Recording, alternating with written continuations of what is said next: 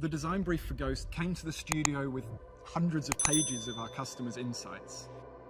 We kind of refined and distilled it down to this concept of what is post opulence.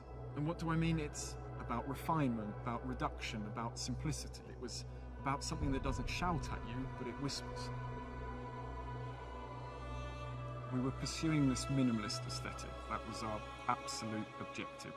I'd say the front of Ghost really demonstrates our obsession with reducing any overt design. There's no additional flourishes. It's very reduced, but it keeps that charm that makes a Rolls-Royce. It's in no way sterile. Our aluminium body structures, they're hand welded, which means you don't read any additional shut lines. Every car individually is finished symmetrically. That's what gives you this feeling of one canvas, one monolithic sculpture from front to rear. There's more possibilities here for bespoke personalization than ever before. The character of Ghost comes out. It still has the natural presence you'd expect of a Rolls-Royce, but it's calmly confident. Part of this presence and assertiveness comes through the proportion. We've widened Ghost, and you read this immediately because it's framed by these sharp vertical bow lines which meet this angular light graphic, so it's completely framing the face. We wanted Ghost to have this unique ambience because there's not lots of features, but it should have that character, that spirit should come through. We discovered we could achieve that with light, so actually behind the veins of the grille is a subtle illumination.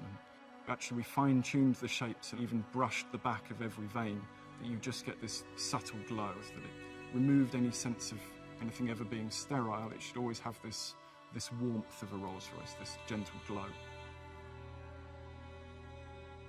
We want to give you that subtle message that this is a car to be driven and a car to be driven in. There's no heavy focus on the rear door or the front door. If you look at them, they're almost equal. We're letting you know almost subconsciously when you walk up to the car that whether you sit in the front or the back of Ghost, you're going to have that great Rolls-Royce experience.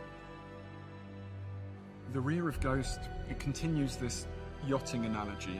It's resolved in a taper from all sides, and this is how we create that sense of motion. The focus point is the Rolls-Royce rear lamp.